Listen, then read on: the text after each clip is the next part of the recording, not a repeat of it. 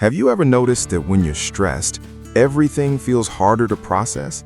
Conversations feel more exhausting. Background noise feels louder and more irritating. Focusing on simple tasks suddenly takes real effort. And by the end of the day, you feel mentally drained, even if nothing physically demanding happened. Most people think stress only affects mood or sleep, but what many don't realize is this. Stress directly interferes with how well you hear and how well you focus. And once you understand why, a lot of frustrating experiences suddenly make sense. Today, I want to explain why stress makes hearing and focus worse in a clear and simple way.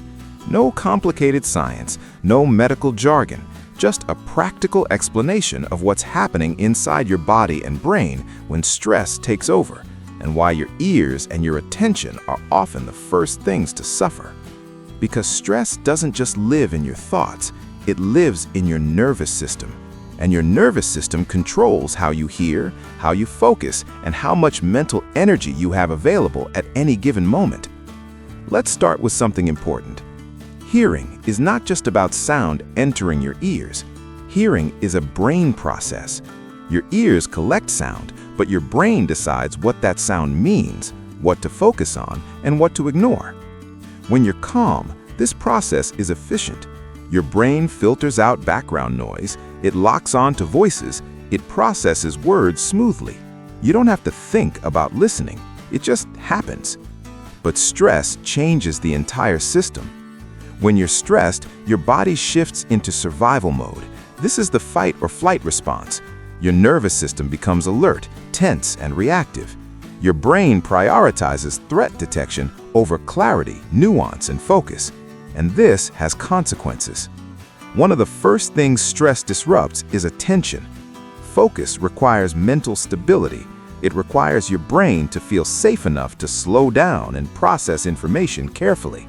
Stress does the opposite. It speeds everything up. Your thoughts race, your body tenses, your breathing becomes shallow, and your brain starts scanning for problems instead of processing details. Now, apply that to hearing. Listening well requires your brain to separate meaningful sound from irrelevant noise. It requires fine-tuned attention and timing. But under stress, your brain loses that precision. Instead of filtering sound, it lets too much in at once. This is why stressed people often say things like, "Everything sounds too loud," or "I can hear people, but I can't understand them," or "Noise just overwhelms me." It's not that their ears suddenly stopped working, it's that stress disrupted the brain's ability to organize sound. Stress also affects blood flow. When your body is under stress, circulation is redirected toward large muscle groups. This was useful when humans needed to run from danger. But today, chronic stress means less efficient circulation to areas like the inner ear and the brain. Reduced circulation can affect how clearly sound signals are transmitted and processed. Subtle changes can lead to reduced clarity, slower processing, and increased listening effort. That extra effort costs energy. This is where focus comes in. Focus and hearing share the same mental resources. When your brain is busy managing stress, it has fewer resources left for concentration and listening. Everything starts competing for attention. So when you're stressed, you may notice that multitasking becomes harder. Reading feels more tiring. Conversations drain you. You lose track of what people are saying more easily. Again, this isn't weakness, it's overload. Stress also increases muscle tension, including in the jaw, neck, and head. This tension can subtly affect how sound vibrations are perceived and how comfortable listening feels. It can also contribute to headaches, pressure, and fatigue that further reduce focus. Another major factor is cortisol, the stress hormone. Short-term cortisol helps you react quickly, but when stress is constant, cortisol stays elevated. High cortisol levels interfere with memory, attention, and sensory processing. Your brain becomes less flexible and more reactive. This makes it harder to follow conversations, especially in complex or noisy environments. Your brain has less patience and less capacity for nuance. This is why people under stress often feel mentally foggy, and that fog affects hearing clarity too. Listening is predictive. Your brain constantly anticipates what comes next in speech. It fills in gaps, it smooths over missing information. This is how conversations flow naturally. Stress disrupts that predictive ability. Your brain becomes less efficient at anticipating speech patterns, so it has to work harder to keep up. More effort equals more fatigue. Over time, this creates a vicious cycle. Stress reduces hearing clarity and focus. Reduced clarity increases effort. Increased effort leads to mental exhaustion. Mental exhaustion increases stress, and the cycle continues. This is why many people don't realize stress is part of their hearing and focus problems. They assume they're tired or distracted or aging or losing sharpness. But often, the real issue is that their nervous system is stuck in overdrive. There's also an emotional layer to this. When stress makes listening harder, people start avoiding situations that require focus. Noisy restaurants, group conversations, long meetings, social gatherings.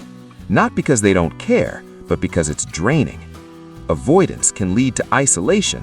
Isolation increases stress. Stress further worsens hearing and focus. Again, the cycle tightens. Now, here's the important part. This doesn't mean stress permanently damages your hearing or focus. It means stress interferes with how efficiently your system operates. And that's good news, because efficiency can be restored. When stress levels come down, hearing clarity and focus often improve, not because sound changed, but because the brain regained its ability to process information cleanly.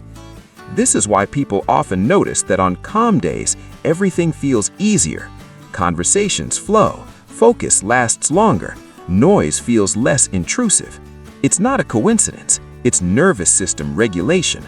Supporting hearing and focus is not just about the ears or the brain in isolation. It's about the entire system working together under manageable stress levels. This is also why addressing stress without addressing hearing, or addressing hearing without addressing stress, often leads to limited results. They are connected. The brain needs calm to process sound well. The ears rely on healthy brain processing to deliver clarity. Focus depends on both. So, what can you take away from this?